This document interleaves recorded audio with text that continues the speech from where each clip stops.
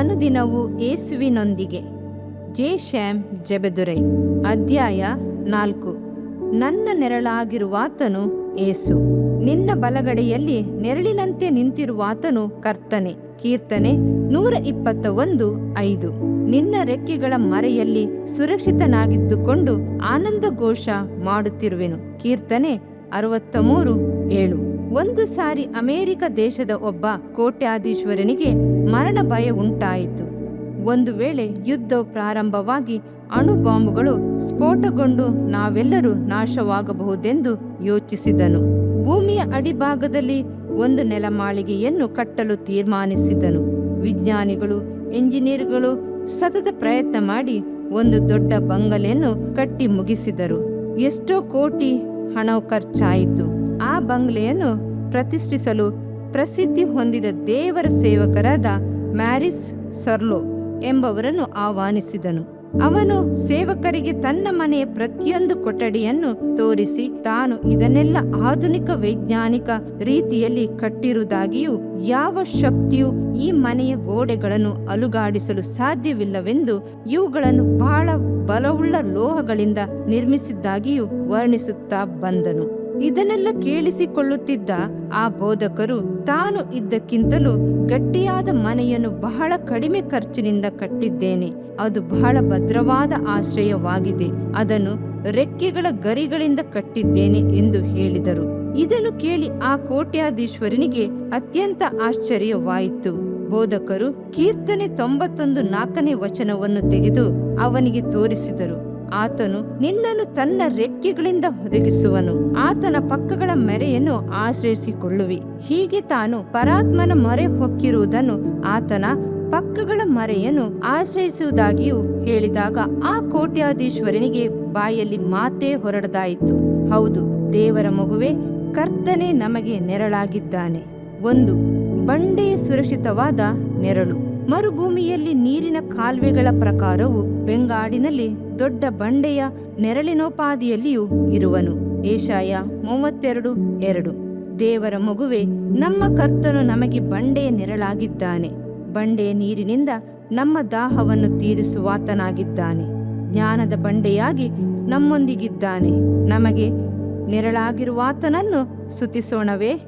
ಬಂಡೆಯ ನೆರಳು ನಿನಗೆ ಆಶ್ರಯ ಕೊಡಲು ಸಿದ್ಧವಾಗಿರುವಾಗ ನೀನು ಎಂದಿಗೂ ಕದಲದಿರು. ಬುದ್ಧಿವಂತ ಮೊಲಗಳು ತಮ್ಮ ಮನೆಗಳನ್ನು ಬಂಡೆಗಳ ಸಂದಿನಲ್ಲಿ ಕಟ್ಟಿಕೊಳ್ಳುತ್ತವೆ. ಆ ಸ್ಥಳದಿಂದ ಅವುಗಳನ್ನು ನರಿಗಳು, ಹದ್ದುಗಳು ಎತ್ತಿಕೊಂಡು ಹೋಗಲು ಸಾಧ್ಯವಿಲ್ಲ. ಕಾಡು ಕುರಿಗಳಿಗೆ ಉನ್ನತವಾದ ಪರ್ವತಗಳು, ಬೆಟ್ಟದ ಮೊಲಗಳಿಗೆ ಬಂಡೆಗಳು ಆಶ್ರಯ ಸ್ಥಾನಗಳಾಗಿವೆ. ಕೀರ್ತನೆ 104:18.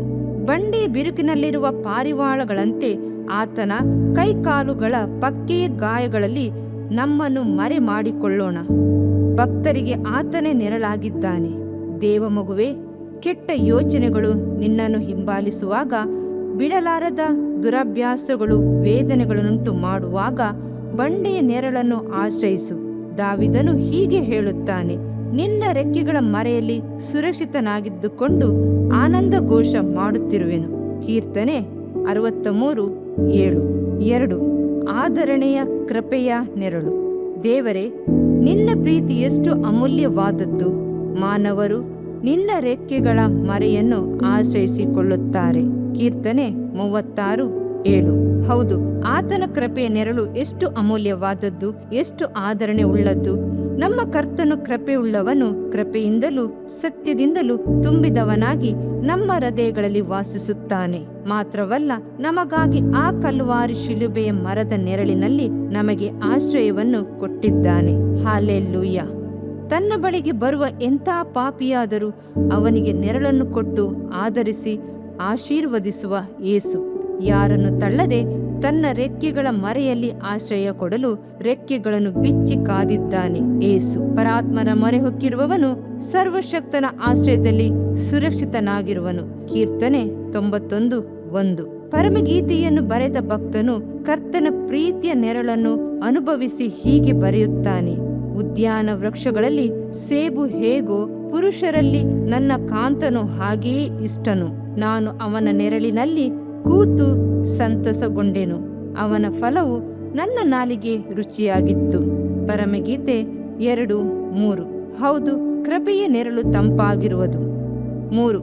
ಸಂತೋಷದ ಗುಡಾರದ ನೆರಳು. ಹಗಲಿನ ಬಿಸಿಲಿನಲ್ಲಿ ನೆರಳನ್ನು, ಸಣ್ಣ ದೊಡ್ಡ ಮಳೆಗಳಲ್ಲಿ ಆಶ್ರಯವನ್ನು ಕೊಡುವ ಮಂಟಪವಿರುವುದು. ಯೆಶಾಯ 4:6. ಕ್ರಿಸ್ತನು ನಮಗೆ ಮಾತ್ರ ನೆರಳನ್ನು ಕೊಡುವನಲ್ಲ, ನಮ್ಮ ಕುಟುಂಬ, ನಮ್ಮ ಬಂಧು ಬಳಗದವರಿಗೂ ನೆರಳನ್ನು ಕೊಡುವ ಗುಡಾರವಾಗಿದ್ದಾನೆ. ಮೋಶೆಯ ಕಾಲದಲ್ಲಿ ದೇವದರ್ಶನದ ಗುಡಾರದ ನೆರಳಿಗೆ ಬಂದವರು ಬಲಿಗಳನ್ನು ಅರ್ಪಿಸಿ ಪಾಪ ವಿಮೋಚನೆಯನ್ನು ಹೊಂದಿಕೊಂಡು ಪರಿಶುದ್ಧನಾದ ದೇವರನ್ನು ದರ್ಶಿಸಲು ಸಾಧ್ಯವಾಯಿತು. ಅಲ್ಲಿ ಆರಾಧನೆ ಮಾಡಲು ಒಂದು ಸಂತೋಷವಾದ ಗುಡಾರವು ಸ್ಥಾಪಿಸಲ್ಪಟ್ಟಿತ್ತು. ದೇವರ ಆಲಯವು ಆತನ ಜನರು ಒಟ್ಟಾಗಿ ಸೇರಿ ಸಂತೋಷದಿಂದ ಆತನನ್ನು ಆರಾಧಿಸುವ ಸ್ಥಳವಾಗಿದೆ. 4. ಕೈಯ ನೆರಳು. ನನ್ನ ಬಾಯನ್ನು ಹದವಾದ ಖಡ್ಗವನ್ನಾಗಿ ಮಾಡಿ ತನ್ನ ಕೈಯ ನೆರಳಿನಲ್ಲಿ ನನ್ನನ್ನು ಹುದುಗಿಸಿದ್ದಾನೆ. ಯೆಶಾಯ 49:2. ಮೋಶೆ ಕರ್ತನ ಮಹಿಮೆಯನ್ನು ನೋಡಬೇಕೆಂದು ಆಶೆಪಟ್ಟನು. ಕರ್ತನು ಏನು ಮಾಡಿದನೆಂದು ಗೊತ್ತೇ? ಕರ್ತನು ಅವನಿಗೆ, ಇಲ್ಲಿ ನನ್ನ ಸಮೀಪದಲ್ಲಿ ಒಂದು ಸ್ಥಳವಿದೆ, ನೀನು ಈ ಬಂಡೆಯ ಮೇಲೆಯೇ ನಿಂತಿರಬೇಕು. ನನ್ನ ಪ್ರಭಾವವು ನಿನ್ನೆದುರಾಗಿ ದಾಟಿ ಹೋಗುವ ಕಾಲದಲ್ಲಿ ನಾನು ನಿನ್ನನ್ನು ಈ ಬಂಡೆಯ ಸಂದಿನಲ್ಲಿ ನಿನ್ನನ್ನು ಇರಿಸಿ ನಿನ್ನ ಮುಂದೆ ದಾಟಿ ಹೋಗುವ ತನಕ ನಿನ್ನ ಮೇಲೆ ಕೈ ಮುಚ್ಚುವೆನು. ತರುವಾಯ ನಾನು ಕೈ ತೆರೆದಾಗ ನೀನು ನನ್ನ ಹಿಂಭಾಗವನ್ನು ನೋಡುವೆಯೇ ಹೊರತು ನನ್ನ ಮುಖವು ನಿನಗೆ ಕಾಣಿಸುವುದಿಲ್ಲ ಎಂದು ಹೇಳಿದನು. ವಿಮೋಚನೆ ಕಾಂಡ 33, 21, 22, 23. ದೇವ ಮಗುವೆ, ಕರ್ತನ ಕೈಯ ನೆರಳು ನಿನ್ನನ್ನು ಸದಾಕಾಲವೂ ಮುಚ್ಚಿರುವುದೆಂಬುದನ್ನು ಎಂದಿಗೂ ಮರೆಯಬೇಡ. ಸತ್ಯವೇದವು ಹೀಗೆ ಹೇಳುತ್ತದೆ, ನಿನ್ನ ಬಲಗಡೆಯಲ್ಲಿ ನೆರಳಿನಂತೆ ನಿಂತಿರುವಾತನು ಕರ್ತನೇ. ಕೀರ್ತನೆ 121:5. ಕರ್ತನ ಕೈಯ ನೆರಳು ನಿನ್ನ ಮೇಲೆ ಬೀಳುವುದು, ಪರಿಶುದ್ಧಾತ್ಮನ ನೆರಳು ನಿನ್ನ ಮೇಲೆ ಚಲಿಸುವುದು. ಆತನ ಬಲಗೈ ಪರಾಕ್ರಮಗಳನ್ನು ನಡೆಸುತ್ತದೆ. 5. ನಿತ್ಯವಾದ ನೆರಳು. ನಿತ್ಯವಾದ ನೆರಳು ನಮಗೆ ಪರಲೋಕದಲ್ಲಿ ಉಂಟು. ದೇವಜನರು ವಿಶ್ರಾಂತಿಗೆ ಸೇರುವ ಸಮಯವು ಹತ್ತಿರವಾಗಿದೆ. ಪರಲೋಕದ ಆ ನಿತ್ಯವಾದ ನೆರಳನ್ನು ಅಪೇಕ್ಷಿಸಿ ಪ್ರಾರ್ಥಿಸೋಣವೇ? ಈ ಲೋಕದ ನೆರಳುಗಳೆಲ್ಲ ಮಾಯೆಯಾದ ನೆರಳು, ವೇದನೆಯುಂಟು ಮಾಡುವ ನೆರಳುಗಳು. ಇವೆಲ್ಲ ಮಾರ್ಪಡುತ್ತವೆ. ಇಂತಹ ಮಾಯೆಯಾದ ನೆರಳುಗಳನ್ನು ನಂಬಿ ಓಡಬೇಡ. ಭೂಲೋಕದಲ್ಲಿನ ನಮ್ಮ ದಿನಗಳು ನೆರಳಿನಂತೆ ಇವೆ ಅಷ್ಟೇ. ಯೋಬ 8:9. ಹೂವಿನ ಹಾಗೆ ಅರಳಿ ಬಾಡುವನು, ನೆರಳಿನಂತೆ ನಿಲ್ಲದೆ ಓಡಿ ಹೋಗುವನು. ಯೋಬ 14:2. ಜ್ಞಾನಿಯಾದ ಸೊಲೊಮೋನನು ಹೀಗೆ ಹೇಳಿದನು, ನೆರಳಿನಂತೆ ವ್ಯರ್ಥವಾಗಿ ಕಳೆದು ಹೋಗುವ ಮನುಷ್ಯನ ಜೀವನದ ದಿನಗಳೆಲ್ಲ ಅವನಿಗೆ ಯಾವುದು ಮೇಲೆಂದು ಯಾರಿಗೆ ಗೊತ್ತು? ಪ್ರಸಂಗಿ 6:12. ಅರಸನಾದ ದಾವೀದನು ಹೀಗೆ ಹೇಳಿದನು, ನಮ್ಮ ಆಯುಷ್ಯ ಕಾಲವು ನೆರಳಿನಂತಿದೆ, ನಮಗೆ ಯಾವ ನಿರೀಕ್ಷೆಯೂ ಇಲ್ಲ.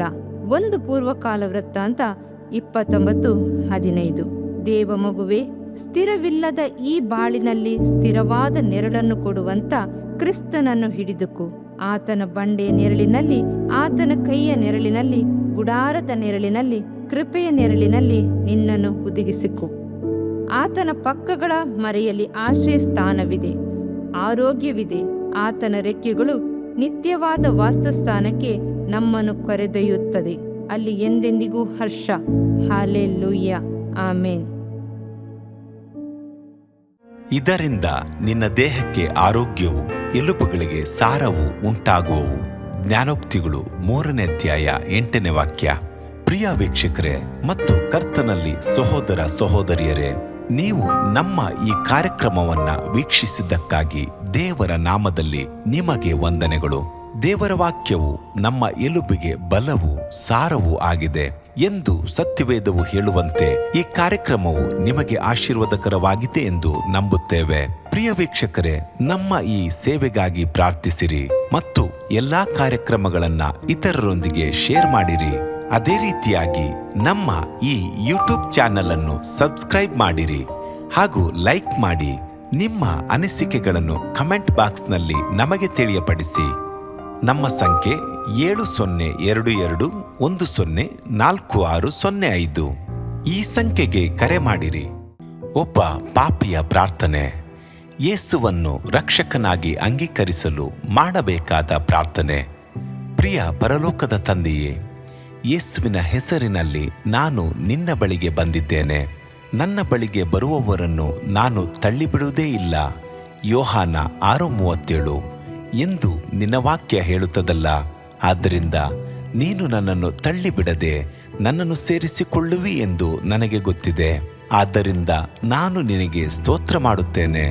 ನೀನು ನಿನ್ನ ವಾಕ್ಯದಲ್ಲಿ ನೀನು ಯೇಸುವನ್ನೇ ಕರ್ತನೆಂದು ಬಾಯಿಂದ ಅರಿಕೆ ಮಾಡಿಕೊಂಡು ದೇವರು ಆತನನ್ನು ಸತ್ತವರೊಳಗಿಂದ ಎಬ್ಬಿಸಿದನೆಂದು ಹೃದಯದಿಂದ ನಂಬಿದರೆ ನಿನಗೆ ರಕ್ಷಣೆಯಾಗುವುದು ಎಂತಲೂ ಕರ್ತನ ನಾಮವನ್ನ ಹೇಳಿಕೊಳ್ಳುವವರೆಲ್ಲರಿಗೆ ರಕ್ಷಣೆಯಾಗುವುದೆಂತಲೂ ಬರೆದಿದೆ.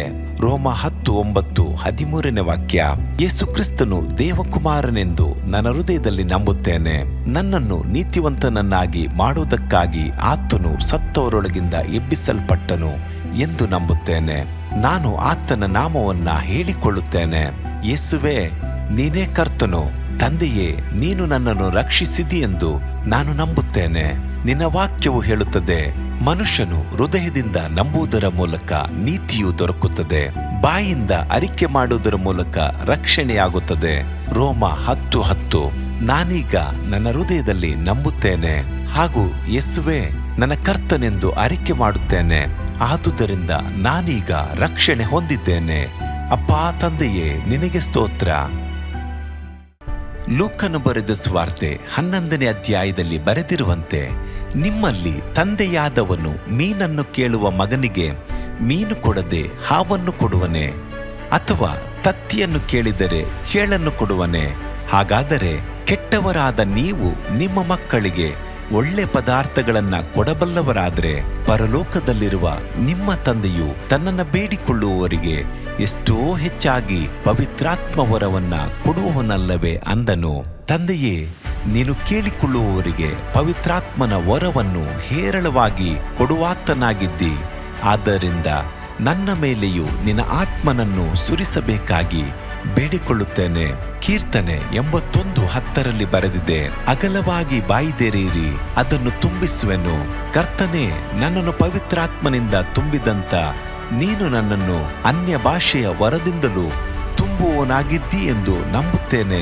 ಅದರಂತೆ ನಾನು ನನ್ನ ಬಾಯಿಯನ್ನು ತೆರೆದು ನಿನ್ನ ಸ್ತೋತ್ರ ಮಾಡುವಾಗ ಅನ್ಯ ಭಾಷೆಯ ಅಭಿಷೇಕದಿಂದ ನನ್ನನ್ನು ತುಂಬುವವನಾಗಿದ್ದಿ ಎಂದು ನಂಬುತ್ತೇನೆ. ಈಗ ನೀವು ನಿಮ್ಮ ಬಾಯಿಯನ್ನು ತೆರೆದು ಮಾತನಾಡುವಾಗ ಪವಿತ್ರಾತ್ಮನು ನಿಮ್ಮ ಬಾಯಿಯನ್ನು ತನ್ನ ಭಾಷೆಯಿಂದ ತುಂಬುವವನಾಗಿದ್ದಾನೆ. ಇದು ದೇವರ ಭಾಷೆಯಾಗಿದೆ. ಈ ಅಭಿಷೇಕವನ್ನ ಹೊಂದಿಕೊಳ್ಳಲು ನೀವು ನಿಮ್ಮ ಸ್ವರವನ್ನ ಉಪಯೋಗಿಸಬೇಕು. ಅದರಿಂದ ನೀವು ನಿಮ್ಮ ಬಾಯನ್ನು ತೆರೆದು ದೇವರಿಗೆ ಸ್ತೋತ್ರ ಮಾಡುವಾಗ ದೇವರು ನಿಮ್ಮನ್ನು ಅನ್ಯ ಭಾಷೆಯ ವರದಿಂದ ತುಂಬುವವನಾಗಿದ್ದಾನೆ. ಪ್ರಿಯರೇ, ಈಗ ನೀವು ಪವಿತ್ರಾತ್ಮನಿಂದ ತುಂಬಲ್ಪಟ್ಟ ಆತನ ಪ್ರಿಯ ಮಕ್ಕಳಾಗಿದ್ದೀರಿ. ದೇವರ ನಾಮಕ್ಕೆ ಸ್ತೋತ್ರವಾಗಲಿ.